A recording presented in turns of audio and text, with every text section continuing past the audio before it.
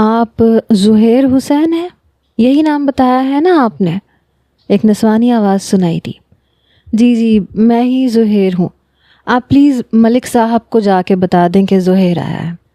کڑی دھوپ میں بیرونی گیٹ کے باہر کھڑا اس احمق لڑکی کو تیسری بار بتا چکا تھا۔ وہ کہنے لگی وہ تو گھر پہ نہیں ہے۔ میں کوفت کا شکار ہوا تھا۔ دیکھیں وہ نہیں بھی ہیں تو بھی آپ دروازہ کھولیں، میں واپس تو نہیں جا سکتا، میں دوسرے گاؤں سے آیا ہوں، میں نے مؤدبانہ انداز سے کہا، حالانکہ میں زچ کی آخری حد سے گزر رہا تھا۔ دیکھیں میں کیسے آپ کو گھر کے اندر آنے کی اجازت دے سکتی ہوں ملک صاحب کی غیر موجودگی میں؟ کیا خبر آپ کون ہیں؟ میں اس لڑکی کی باتوں سے الجھن کا شکار ہوا تھا۔ پتہ نہیں میرے والد نے مجھے یہاں کیوں بنگلے میں بھیجا تھا جہاں مرد چوکیدار کے بجائے ایک خاتون چوکیدار تھی۔ کب سے بحث کیے جا رہی تھی، حالانکہ یہ طے تھا کہ یہاں مجھے ملک صاحب کے گھر ہی رہنا تھا، اس کے علاوہ میرا یہاں کوئی رشتہ دار نہ تھا۔ میں نے تنگ آ کے کہا آپ ایسے کریں، آپ ملک صاحب کو فون کر کے بتا دیں کہ میں آیا ہوں۔ میری بات پہ کہنے لگی، ارے میں کیوں ملک صاحب سے فون پہ بات کرنے لگی، مجھے اجازت نہیں ہے۔ وہی بحث۔ محترمہ میں انہی کا مہمان ہوں، اگر آپ نے مجھے اندر آنے نہیں دیا تو میں ملک صاحب کو فون کر دوں گا۔ میں کوئی گرا پڑا نہیں ہوں جو اتنی تفصیل بتاتا پھروں، میں خاندانی نوجوان ہوں۔ میں اس بار ضبط کھونے لگا تھا، جی بھر کے اس خبتی لڑکی سے بیزار ہوا تھا۔ پھر ہنسنے کی آواز آئی اور اس نے دروازہ کھول دیا۔ سر سے پیر تک مجھے دیکھنے لگی جیسے میں کوئی چور ہوں۔ پھر کہنے لگی شکل سے تو کوئی اتنے بڑے خاندان کے نہیں لگتے، لیکن چلو تم کہہ رہے ہو تو مان لیتی ہوں۔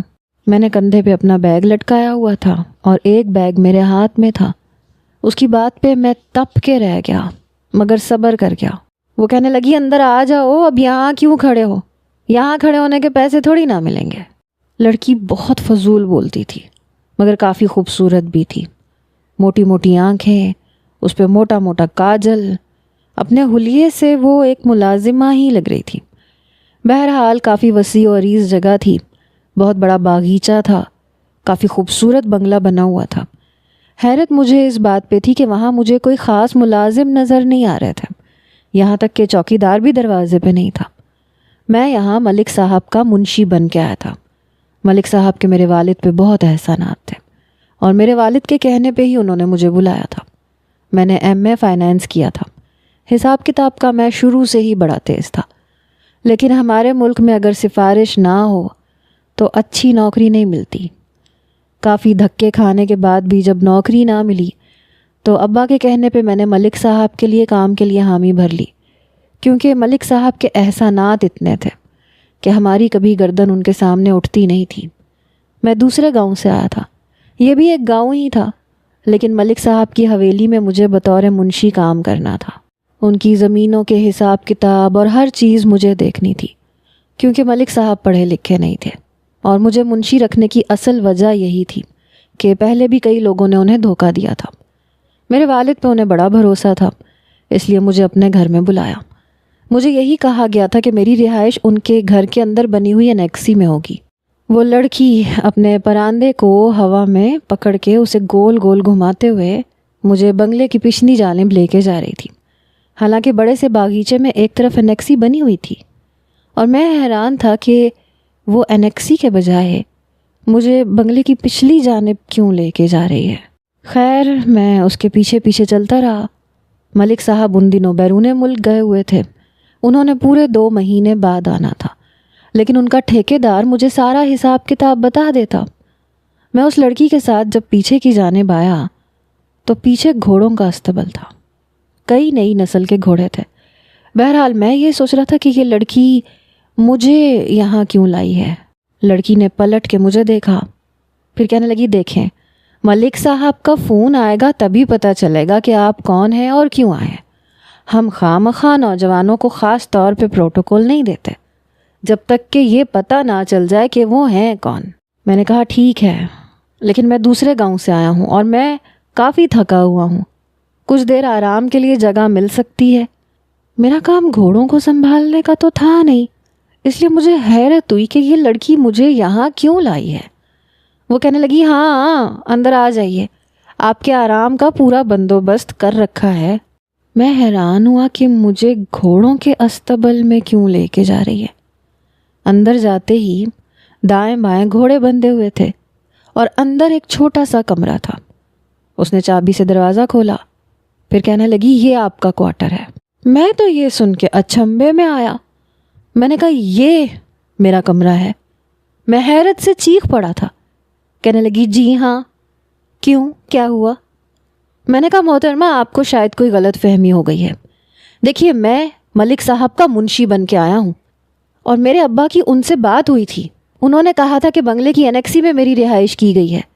مجھے لگا شاید لڑکی کو علم نہیں ہے۔ وہ کہنے لگی دیکھیں محترم آپ جو کوئی بھی ہیں، میں فی الحال تو آپ کو وہاں نہیں رکھ سکتی جب تک کہ ملک صاحب کا مجھے فون نہ آ جائے۔ مجھے کیا خبر کہ آپ سچ کہہ رہے ہیں یا جھوٹ بول رہے ہیں۔ مجھے بڑا غصہ آیا۔ میں نے کہا آپ ہیں کون؟ وہ کہنے لگی اس گھر کی ساری روک تھام ملک صاحب نے مجھے دے رکھی ہے، یہاں تک کہ ملازم بھی میرے انڈر میں کام کرتے ہیں، اس لیے مجھے سب کچھ دیکھنا ہوتا ہے۔ چوکیدار کی بیوی بیمار تھی اس لیے وہ تھا نہیں، اور ملک صاحب نے مجھے کسی بھی زہیر نامی شخص کے بارے میں کچھ بھی نہیں بتایا، تو جب تک وہ کچھ بتائیں گے نہیں میں کیسے آپ کو انیکسی میں رکھ سکتی ہوں؟ میری بھی مجبوری سمجھیں۔ شکل سے آپ پڑھے لکھے اور عقل مند لگتے ہیں، آپ کو سمجھنا چاہیے۔ میں نے ایک نظر کمرے پہ دوڑائی۔ کمرہ بہت عجیب سا تھا۔ ایک چارپائی پڑی ہوئی تھی، اس پہ ایک گندا سا بستر بچھا ہوا تھا۔ ایک نظر اس کمرے کو دیکھ کے میرا جی گھبرانے لگا۔ اس کے اوپر گھوڑوں کے گوبر کی بو نے میرا دماغ سن کیا۔ وہ لڑکی کہنے لگی آپ یہاں پہ آرام فرمائیے، میں ملازمہ کے ہاتھ آپ کو کھانا بھجوا دیتی ہوں۔ یہ کہتے ہوئے اپنے پراندے کو پھر سے گول گول گھماتی ہوئی وہاں سے چلی گئی۔ میں نے بیگ ایک طرف رکھا، کمرے کی حالت دیکھنے لگا۔ باہر سے گھوڑوں کے ہنہنانے کی آوازیں آ رہی تھیں۔ میں کافی نفیس طبیعت کا مالک تھا، اس لیے وہاں موجود بو سے مجھے چھینکیں آنی شروع ہو گئیں۔ ایک چھوٹا سا واش روم تھا جہاں لوہے کی زنگ آلود چھوٹی سی بالٹی تھی اور لوہے کا ہی ڈونگا بھی تھا اور وہ بھی زنگ سے بھرا ہوا تھا۔ واش روم کی حالت بھی ایسی تھی کہ بیان سے باہر تھی۔ بے شک ہم لوگ بھی گاؤں میں ہی رہتے تھے لیکن ہمارا گھر کافی صاف ستھرا تھا۔ محل نہیں تھا لیکن صفائی ستھرائی کا بہت خیال رکھا جاتا تھا۔ اور پھر میرا زیادہ وقت لاہور میں گزرا تھا۔ تعلیم اور نوکری دونوں کے سلسلے میں ہاسٹل میں زیادہ تر رہا تھا۔ میں اس واش روم میں چلا گیا، نہا کے کپڑے تبدیل کر کے چارپائی پہ لیٹ گیا۔ بستر اتنا گندا تھا کہ مجھے کراہیت کا احساس ہو رہا تھا، حالانکہ 2 بار جھاڑ چکا تھا، لیکن ایک عجیب سی بو تھی۔ بہرحال میں لیٹ کے سو گیا، لیکن چھینکیں بہت آ رہی تھیں۔ میرا سر بھاری ہونے لگا، سر میں درد ہونے لگا۔ 2 گھنٹے بعد میری آنکھ کھلی۔ چھینکیں مار مار کے میری آنکھیں سرخ ہو چکی تھیں۔ دیکھا تو ایک پرانی سی تپائی پہ کھانے کے لیے ٹرے رکھی ہوئی تھی۔ بھوک تو مجھے ویسے بھی شدت سے لگ رہی تھی، سر میں بھی درد تھا۔ میں اٹھ کے اس تپائی کو گھسیٹ کے چارپائی تک لایا۔ دیکھا تو 2 روٹیاں تھیں، ساتھ میں سبزی بنی ہوئی تھی۔ میں نے کھانا کھایا، سوچ رہا تھا ابا کو فون کروں کہ انہوں نے مجھے یہ کس مصیبت میں پھنسا دیا ہے۔ ملک صاحب نے کہا کچھ تھا اور سلوک میرے ساتھ یوں ہو رہا تھا جیسے گھوڑوں کے سنبھالنے کے لیے مجھے رکھا گیا ہے۔ کھانا کھانے کے بعد میں باہر آیا جہاں لائن سے گھوڑے بندھے ہوئے تھے۔ بہرحال جیسے ہی میں استبل سے باہر آیا وہاں 2 نوجوان تھے جو شاید انہوں نے گھوڑوں کی دیکھ بھال کے لیے رکھے تھے۔ میں نے ان سے سلام وغیرہ کیا۔ مجھے دیکھ کے وہ میرے بارے میں پوچھنے لگے۔ جب میں نے انہیں بتایا کہ میں کس مقصد کے لیے آیا ہوں تو وہ کہنے لگے ایسے کریں آپ بنگلے کے اندر جا کے ملک صاحب کی بیٹی سے بات کریں، شاید وہ جانتی ہو کہ آپ کو کیوں بلایا گیا ہے۔ میں بنگلے کی جانب چلا گیا۔ جیسے ہی بنگلے کے لاؤنج کے دروازے پہ دستک دی تو دروازہ ملازمہ نے کھولا۔ میں نے کہا ملک صاحب کی بیٹی ہے، مجھے ان سے بات کرنی ہے۔ وہ ملازمہ ادھیڑ عمر کی تھی۔ کہنے لگی اچھا آپ اندر تشریف لے کے آئیں۔ کافی بڑی عمر کی عورت تھی۔ اس نے مجھے لاؤنج کے صوفے پہ بٹھایا۔ میں ابھی بھی چھینکیں مارے جا رہا تھا۔ کچھ دیر بعد ایک لڑکی سیڑھیاں اتر کے نیچے آئی۔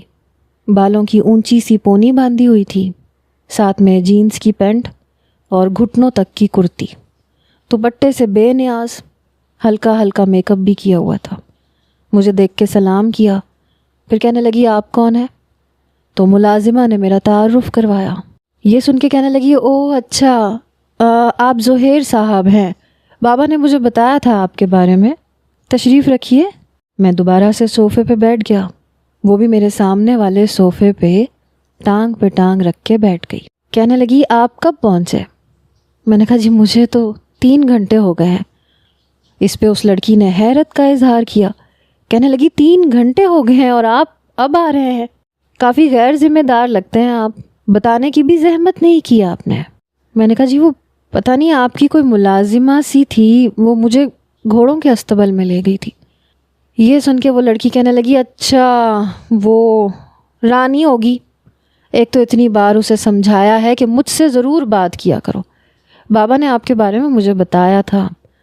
وہ لڑکی مجھ سے بات کر رہی تھی اور میں چھینک کے جا رہا تھا۔ کہنے لگی مجھے آپ کی طبیعت ٹھیک نہیں لگ رہی۔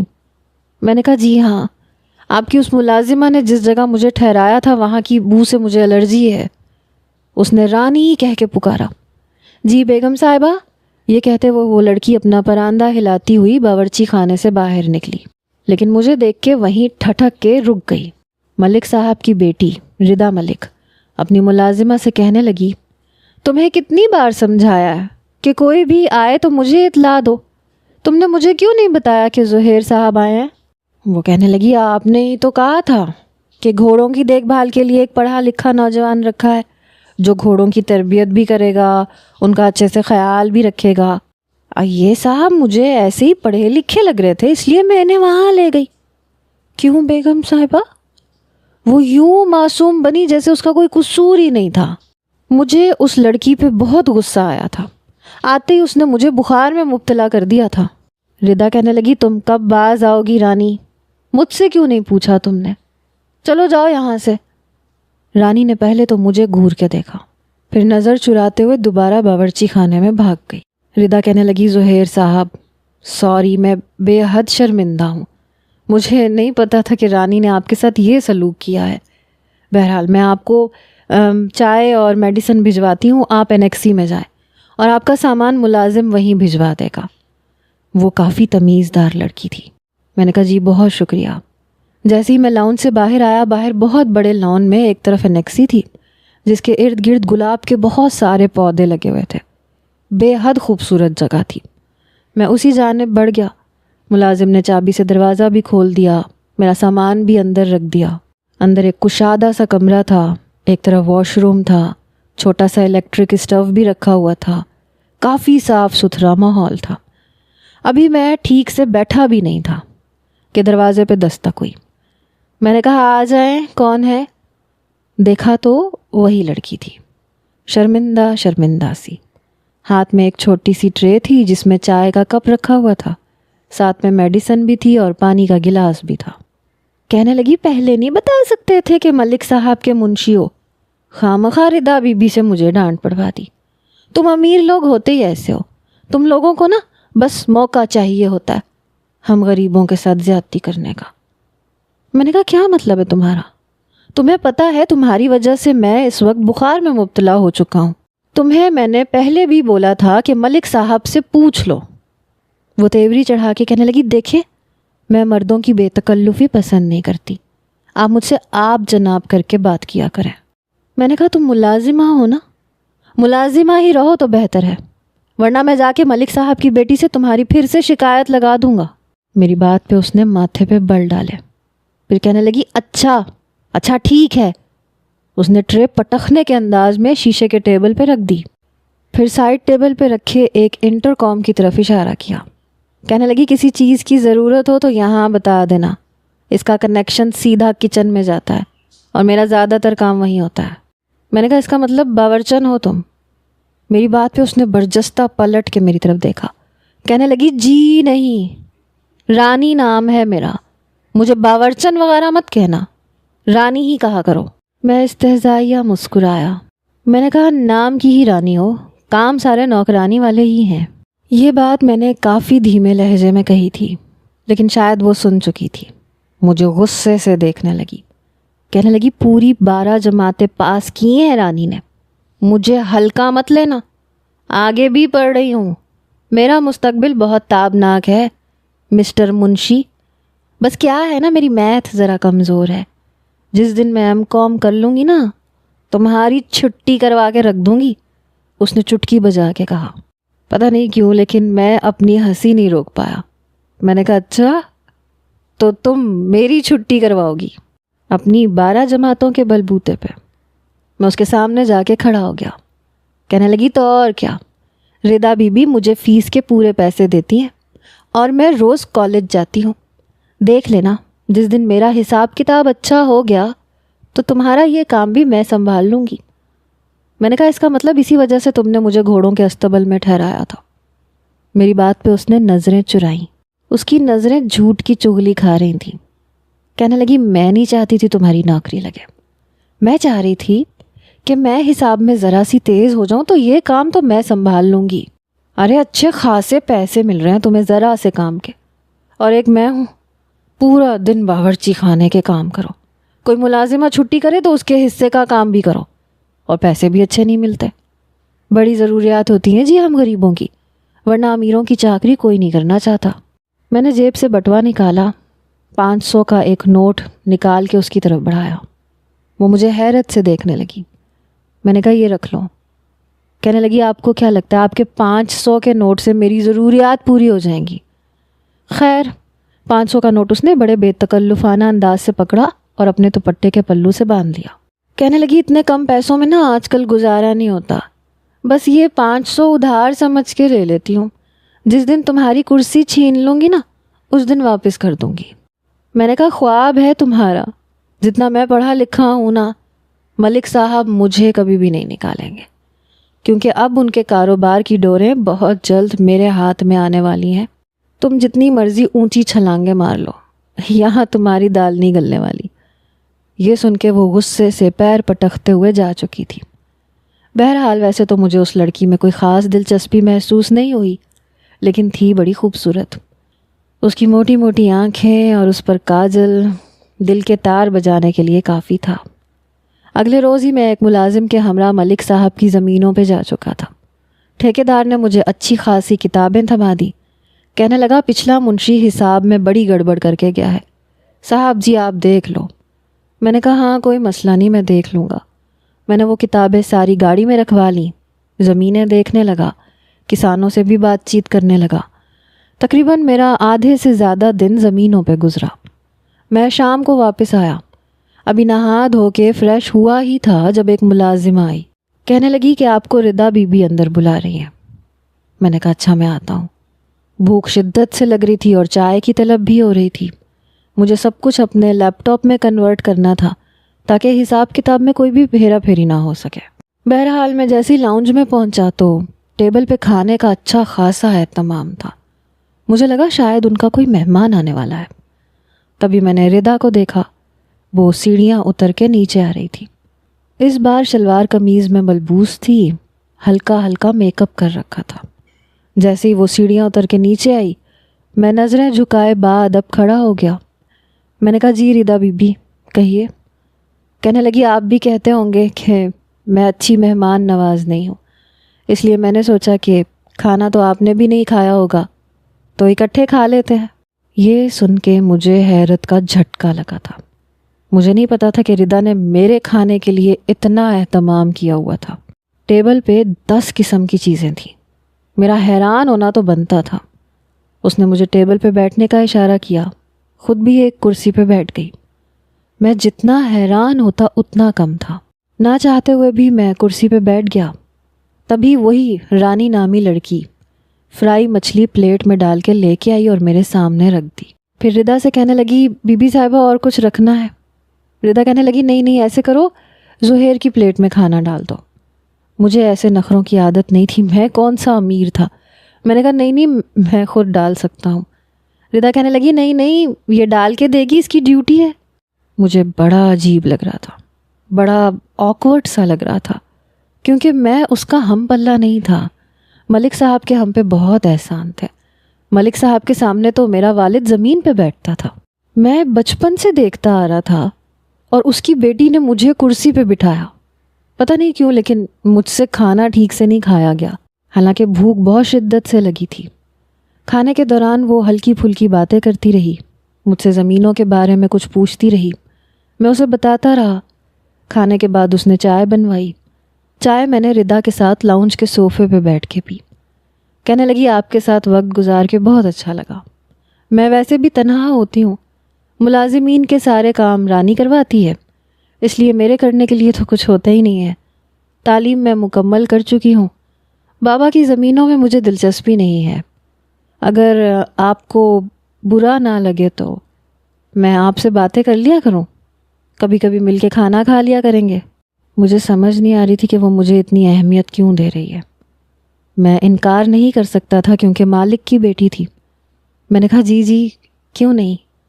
تبھی رانی آ کے ردا کے پاس زمین پہ بیٹھ گئی۔ بڑی بے تکلفی سے اس نے ردا کے گھٹنے پہ اپنا بازو رکھا۔ کیوں ردا بی بی صاحبہ، آپ نے وہ تو کہا ہی نہیں جو کہنا تھا۔ حالانکہ یہ بات اس نے دھیرے سے کہی تھی، لیکن کچھ پینڈو ٹائپ کی تھی، دھیرے سے بھی بات اتنی زور سے کرتی تھی کہ سامنے والا سن سکتا تھا۔ وہ کہنے لگی اوہ ہاں کہتی ہوں بھائی، صبح سے تم نے میری جان کھا رکھی ہے۔ وہ کہنے لگی زہیر پلیز آپ شام 6 سے 7 بجے تک اسے میتھ پڑھا دیا کریں، اسے اکاؤنٹنگ وغیرہ میں مسئلہ ہوتا ہے، انگلش بھی اتنی اچھی نہیں ہے اس کی۔ میں نے کہا جی ضرور، کیوں نہیں، یہ اپنی کتابیں لے کے آ جایا کرے، میں پڑھا دیا کروں گا۔ یہ سن کے رانی بڑی خوش ہوئی۔ ردا رانی سے کہنے لگی خوش ہو گئی تم؟ کہنے لگی ہاں جی ردا بی بی آپ بہت اچھی ہیں، دیکھ لیجئے گا اللہ آپ کو کتنی خوشیاں دے گا۔ کچھ دیر بعد میں اپنی انیکسی میں واپس جا چکا تھا، سارے کھاتے کھول کے دیکھنے لگا، لیپ ٹاپ پہ انہیں کنورٹ کرنے لگا۔ مجھے تقریباً رات کے 10 بج چکے تھے جب دروازے پہ دستک ہوئی۔ میں نے کہا کون ہے، آ جاؤ اندر، دروازہ لاک نہیں ہے۔ تبھی رانی اندر آئی، ٹرے میں کھانا رکھا ہوا تھا، اس نے وہ سامنے ٹیبل پہ رکھ دیا۔ کہنے لگی کچھ اور چاہیے تو بتا دو۔ میں نے کہا بنا سفارش کے بھی تم کہتی تو میں تم پہ یہ احسان کر دیتا، تمہیں بڑھا دیتا، کیا ضرورت تھی ردا کو بیچ میں لانے کی؟ میری بات سن کے اس نے ماتھے پہ بل ڈالے، جیسے میری بات اسے بڑی بری لگی۔ دیکھیں مجھے لڑکوں سے فری ہونے کا کوئی شوق نہیں ہے، اور ویسے بھی آپ ردا بی بی کے ملازم ہیں، اس لیے میں آپ سے ڈائریکٹ بات کیوں کرتی؟ اگر میں آپ سے براہ راست کہتی تو آپ تو انکار کر دیتے، کیونکہ آپ کو یہ ڈر جو ہے کہ جس دن میں نے حساب کتاب سیکھ لیا اس دن آپ کی چھٹی ہو جائے گی۔ میں جانتی ہوں جس دن مجھے یہ مشین ٹکا ٹک چلانی آ گئی جیسے آپ چلا رہے ہیں، اور میں نے سارے حساب کتاب سیکھ لیے نا، تو ردا بی بی مجھے فوقیت دیں گی، آپ کو لفٹ نہیں کروائیں گی۔ پتہ نہیں اس لڑکی کو میری نوکری سے کیا مسئلہ تھا۔ میں نے کہا اچھا تو یہ بات ہے۔ کہنے لگی ہاں، اور دیکھو مجھے بڑی ایمانداری سے ٹھیک ٹھاک پڑھانا۔ میں نے کہا فی الحال تو مجھے چائے کا 1 کپ لا کے دو، اور کل ٹائم سے آ جانا پڑھنے کے لیے۔ وہ کمرے سے باہر جا چکی تھی۔ میں نے کھانا کھایا تب تک وہ چائے لے کے آ گئی۔ میں ویسے بھی اچھی نوکری کی تلاش میں تھا، مجھے ساری زندگی ملک صاحب کے منشی کا کام کرنا بھی نہیں تھا۔ میرے خواب بہت اونچے تھے، میں نے بہت محنت کی تھی تاکہ ایک اچھی جاب مل جاتی تو میرے دن بدل جاتے۔ آپ یہ بھی سمجھ سکتے ہیں کہ میں کسی کی بھی چاکری نہیں کرنا چاہتا تھا، مجھے کسی کے سامنے گھٹنوں کے بل بیٹھنا بڑا برا لگتا تھا۔ میں ایک خوددار قسم کا نوجوان تھا۔ بہرحال اگلے ہی روز میں سارا کچھ اپنے لیپ ٹاپ میں سیو کر چکا تھا۔ اب میرا کام اتنا تھا کہ مجھے روز ٹھیکیدار کے پاس جانا پڑتا تھا، زمینوں پہ کتنی گندم کتنا چاول اکٹھا ہوا اس کا حساب کرنا ہوتا تھا، کتنی لاگت لگتی ہے یہ دیکھنا ہوتا تھا، کبھی کبھی کسانوں کو بھی دیکھنا ہوتا تھا کہ وہ ٹھیک سے کام کر رہے ہیں یا نہیں۔ میں 4 بجے تک ہی واپس آتا تھا، آتے ہی مجھے کھانا مل جاتا تھا، اور 6 بجے میرا بھیجا کھانے کے لیے رانی میرے پاس پہنچ جاتی تھی۔ بس وہ باتوں کی ہی تیز تھی، پڑھائی میں ایک دم ڈفر تھی۔ جب بھی کوئی سوال سمجھاتا تو یوں سر ہلاتی جیسے سب سمجھ میں آ گیا۔ جب میں اسے کہتا کہ کر کے دکھاؤ تو سر جھکا کے کہنے لگتی منشی صاحب ایک بار اور سمجھا دو۔ میں نے کہا میرا نام زہیر ہے۔ کہنے لگی ہو تو منشی نا۔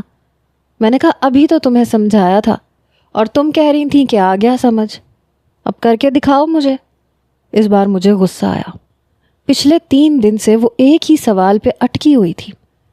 کہنے لگی تم مجھے مشکل طریقے سے سمجھاتے ہو، میں ردا بی بی سے تمہاری شکایت لگاؤں گی۔ مجھے پتہ ہے تمہیں اپنی نوکری کے لالے پڑے ہوئے ہیں کہ یہاں تم نے مجھے آسان طریقے سے سکھایا، وہاں میں نے فٹ سے سمجھ جانا ہے اور مجھے سب کچھ آ جانا ہے، پھر تمہاری چھٹی ہو جانی ہے۔ میں نے کہا میں کان پکڑ کے مڑوڑ کے رکھ دوں گا، مجھے کوئی فرق نہیں پڑتا، اور میرا مستقبل یہاں منشی بن کے رہنا نہیں ہے۔ جتنا بڑا یہ بنگلہ تمہیں نظر آ رہا ہے نا، اس سے زیادہ بڑا بنگلہ بنواؤں گا میں، بہت محنت کروں گا۔ میری بات سن کے وہ ہنسنے لگی۔ مجھے اس کا ہنسنا عجیب لگا تھا، دیوانوں کی طرح ہنس رہی تھی، ہنسے جا رہی تھی اپنا پیٹ پکڑ کے، جیسے میں نے اسے کوئی لطیفہ سنا دیا۔ کہنے لگی لگتا ہے آج تم نے صبح صحیح سے منہ نہیں دھویا، جانتے ہو اتنا پیسہ کمانے کے لیے تمہیں کتنی محنت کرنی پڑے گی؟ تمہاری 7 پشتوں نے بھی کبھی اتنا پیسہ دیکھا ہے؟ بڑا آیا اتنا بڑا بنگلہ بنانے والا۔ میں نے کہا تمہاری 7 پشتوں نے دیکھا ہے؟ تو ہنستے ہوئے نفی میں سر ہلانے لگی۔ ارے نہیں بھائی، میں تو ایسے اونچے خواب دیکھتی بھی نہیں ہوں، اپنی اوقات کے حساب سے خواب دیکھتی ہوں جو پورے ہو جائیں۔ میں نے کہا اچھا، تبھی تو تم ابھی تک باورچن کی باورچن ہی ہو۔ جس دن اونچے خواب دیکھو گی نا، اس دن ہی تمہاری محنت الگ رنگ لائے گی۔ جب تک انسان اونچے خواب نہیں دیکھتا تب تک کامیابی کی منازل بھی طے نہیں کرتا۔ جو لوگ 2 وقت کی سوکھی روٹی اور پیاز کی خواہش پہ صبر کر لیتے ہیں، ان کی ساری زندگی 2 روٹی اور پیاز تک ہی محدود رہ جاتی ہے۔ اونچے خواب دیکھو گی تو محنت کا دل بھی کرے گا اور اتنی ہی کامیابی بھی ملے گی۔ وہ کہنے لگی نہیں، مجھے تو بس منشی بننا ہے، تمہاری چھٹی کروانی ہے۔ میں ہنسنے لگا۔ میں نے کہا جمع تفریق تمہیں کرنی نہیں آتی، بڑی آئی میری چھٹی کروانے والی۔ ایک بار میں گھر واپس آیا تو ملازمہ نے کہا کہ ردا بی بی نے آپ کو بلایا ہے۔ میں نے کہا میں آتا ہوں۔ اس وقت میں کافی لیٹ پہنچا تھا، مجھے رات کے 9 بج گئے تھے۔ جب میں بنگلے کے اندر آیا تو پورا لاؤنج خالی تھا۔ ملازمہ نے مجھے اوپر کی جانب اشارہ کیا، کہنے لگی بی بی صاحبہ اوپر اپنے کمرے میں آپ کو بلا رہی ہیں، آپ وہاں چلے جائیں۔ یہ سن کے مجھے بڑا عجیب لگا، ردا مجھے اپنے کمرے میں کیوں بلا رہی تھی؟ یہ تو ایک غیر مناسب سی بات تھی۔ بہرحال میں آہستہ آہستہ زینہ چڑھتا اوپر چلا گیا۔ کمرے کا مجھے ملازمہ بتا چکی تھی۔ اس کے کمرے کے پاس جا کے میں نے دستک دی۔ اندر آ جاؤ، ردا کی آواز آئی۔ میں نے دروازے کا نوب گھمایا اور اندر داخل ہو گیا۔ وہ اپنے رائٹنگ ٹیبل پہ بیٹھی تھی، لیپ ٹاپ پہ کچھ کر رہی تھی۔ مجھے دیکھ کے کہنے لگی آؤ بیٹھو۔ میں بیٹھ گیا۔ کہنے لگی بابا کی کال آئی تھی، وہ 3-4 مہینے تک پاکستان نہیں آ سکتے اور مجھے ڈاکٹر کے پاس جانا ہے، اور میں اکیلی ڈرائیور کے ساتھ نہیں جا سکتی۔ بابا کے بہت دشمن ہیں اور ان کا خاص باڈی گارڈ بھی یہاں پہ موجود نہیں ہے، تو کیا تم میرے ساتھ چل سکتے ہو؟ میں نے کہا ہاں کیوں نہیں۔ پھر کہنے لگی گولی چلانی آتی ہے تمہیں؟ میں نے کہا جی ہاں گولی چلانی آتی ہے، میں کافی بار دوستوں کے ساتھ شکار پہ گیا تھا، میرا نشانہ بھی پکا تھا۔ کہنے لگی ٹھیک ہے، میں پھر بابا سے کہہ دیتی ہوں کہ تم میرے ساتھ جاؤ گے۔ صبح زمین پہ جانے کی ضرورت نہیں ہے، مجھے صبح ہی صبح جانا ہے۔ اگلے دن صبح ہی صبح میں ردا کے ساتھ شہر چلا گیا۔ تقریباً 4 گھنٹے کا راستہ تھا۔ ایک ہاسپٹل میں اس کے ساتھ گیا، لیکن جب وہ اپنے ڈاکٹر کے روم میں جانے لگی تو میں باہر ہی بیٹھ گیا، پسٹل میرے ہاتھ میں ہی تھی۔ تقریباً 1 گھنٹے کے بعد وہ باہر آئی، اپنے آنسو صاف کر رہی تھی۔ پھر مجھ سے کہنے لگی کہ چلو۔ پتہ نہیں کیوں لیکن بار بار اپنی آنکھوں سے آنسو صاف کر رہی تھی۔ پوری گاڑی میں بھی اس کی سسکیاں گونجتی رہیں۔ ڈرائیور کی تو ہمت نہیں تھی کہ سوال کرتا، نہ میری ہمت ہوئی۔ گھر پہنچ کے وہ جیسے ہی لاؤنج میں جانے لگی، میں نے کہا ردا، وہ وہیں رکی، پلٹ کے مجھے دیکھنے لگی۔ میں نے کہا میں ایک بات پوچھوں، آپ برا تو نہیں منائیں گی؟ کہنے لگی نہیں۔ کیا بات پوچھنی ہے پوچھو۔ میں نے کہا آپ رو کیوں رہی ہیں؟ سب کچھ ٹھیک ہے؟ کہنے لگی تمہیں نہیں پتہ، بابا نے تمہیں نہیں بتایا؟ میں نے کہا کیا؟ کہنے لگی شاید بابا نے مناسب نہیں سمجھا ہوگا، ایکچولی مجھے کینسر ہے اور میرا کینسر لاسٹ اسٹیج پہ ہے، میں اتنا زیادہ عرصہ زندہ نہیں رہ سکتی۔ یہ سن کے میرا دل دھک سے رہ گیا۔ اتنی پیاری اور خوبصورت لڑکی تھی، اتنا بڑا مرض اسے کیسے ہو گیا؟ کہنے لگی کوئی علاج نہیں ہے میرا، جانتے ہو میں جینا چاہتی ہوں، پر میرے پاس وقت نہیں ہے۔ میں چاہتی ہوں کہ ان چند مہینوں میں اپنی ہر خواہش پوری کروں۔ بابا کے سامنے ہنستی ہوں، مسکراتی رہتی ہوں، لیکن سچ تو یہ ہے کہ یہ تنہائی مجھے کاٹتی ہے۔ پورا دن کمرے میں بند رہتی ہوں، دماغ میں بس یہی سوچیں گردش کرتی رہتی ہیں۔ میرا کوئی دوست بھی نہیں ہے جس سے دل کی بات کر سکوں۔ بس پتہ نہیں کیوں تم سے کہہ دی۔ مجھے بہت دکھ ہوا تھا۔ میں نے کہا اللہ کے گھر میں دیر ہے اندھیر نہیں ہے۔ میرے خیال سے آپ کو علاج کے لیے بیرون ملک جانا چاہیے، ہو سکتا ہے آپ ٹھیک ہو جائیں۔ اس نے نفی میں سر ہلایا، کہنے لگی نہیں، میں جانتی ہوں میں نہیں بچوں گی۔ پھر کہنے لگی بابا نے مجھ پہ سخت پابندیاں لگا رکھی ہیں، بنا گارڈ کے میں کہیں جا نہیں سکتی، اور میرے پاس صرف چند ماہ ہے۔ زہیر، میں ان چند ماہ میں اپنی ہر خواہش پوری کرنا چاہتی ہوں۔ کیا تم میرا ساتھ دو گے؟ بس بابا کو کچھ پتہ نہ چلے۔ یہ کہتے ہوئے اس نے میرے دونوں ہاتھ پکڑ لیے، آنکھوں سے آنسو بہہ رہے تھے۔ میں سمجھ نہیں پا رہا تھا کہ مجھے کیا جواب دینا چاہیے۔ اب آپ ہی بتائیں مجھے کیا جواب دینا چاہیے؟ کیا ایک مرتی ہوئی لڑکی کی خواہش پوری کرنے میں اس کا ساتھ دینا چاہیے؟ میں اپنے مالک سے چھپ کے کیسے اس کی بیٹی کی خواہش پوری کر سکتا تھا؟ یہ تو نمک حرامی ہوتی ہے۔ آپ مجھے مشورہ دیں، مجھے ردا کی بات ماننی چاہیے یا نہیں؟ کمنٹس میں بتائیے گا۔